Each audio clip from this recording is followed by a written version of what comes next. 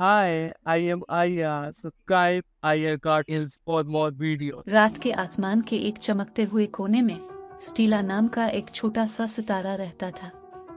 स्टीला एक मुतजस्सिस और बहादुर सितारा थी जिसे वसी कायनात की तलाश का शौक था। हर रात वो चमकती दमकती तारीक आसमान को अपनी चमकती हुई रोशनी से मुनव्वर करती। एक शाम जब दूसरे तमाम सितारे बातें कर रहे थे और चमक रहे थे, स्टीला ने फासले पर हल्की सी चमक देखी। ये कास्मो नामी एक गुमशुदा दोमिकीट था जो अपनी दम पर उदास नजरों के साथ खला में घूम रहा था। हमेशा की तरह मुतजस्सिस स्टीला कास्मो के पास पहुंची और पूछा, तुम इतने नीचे क्यों देख रहे हो? कोस्मो ने आह भरी, मैंने घर का रास्ता खो दिया है। मैं कहकशां को तलाश कर रहा था और अब मुझे वापसी का रास्ता नहीं मिल रहा है। स्टीला को हमदर्दी का एहसास हुआ। फिक्र ना करो कास्मो, मैं घर वापसी का रास्ता तलाश करने में तुम्हारी मदद करूंगा। बस मेरी चमकती हुई पगडंडी पर चलो। स्टीला की पेशकश के लिए शुक्रगुजार कास्मो ने खला के वसी अंधेरे में अपनी चमकती हुई रोशनी का पीछा किया।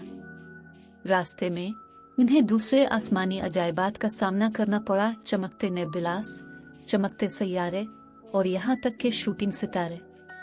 स्टीला ने अपने दोस्तों से कास्मो का तारुफ कराया और वो सब एक खूबसूरत कायनाती पेड़ बनाते हुए सफर में शामिल हो गए।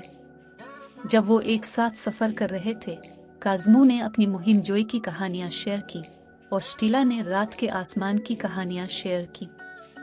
हर कोई इनकी दोस्ती और उनके तबादले की कहानियों के सहर में गिरफ्तार था। आखिरकार कई रातों के सफर के बाद स्टीला की चमकती हुई पगडंडी कोस्मो को दो मुक्कितों के दरमियान अपने घर वापस ले गई। कास्मो के अहल खाना और दोस्तों ने खुशी के साथ उसका इस्तकबाल किया। कास्मो स्टीला की तरफ मुतवज्जे हुआ और कहा, मेरी रहनुमाई करने वाली सितारा होने का शुक्रिया स्टीला।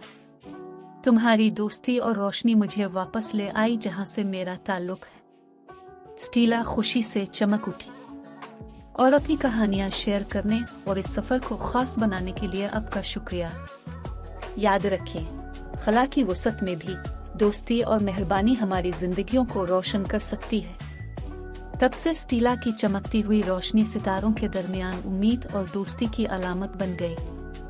और जब भी आप रात के आसमान की तरफ देखते हैं और चमकते दमकते सितारे को देखते हैं, तो स्टीला और कास्मो की कहानी को याद रखिए, एक खोए हुए सफर की कहानी जो कायनाती दोस्ती में बदल गई। हमें याद दिलाती है कि दूसरों को उनका रास्ता तलाश करने में मदद करना सबसे ज्यादा रोशन हो सकता है।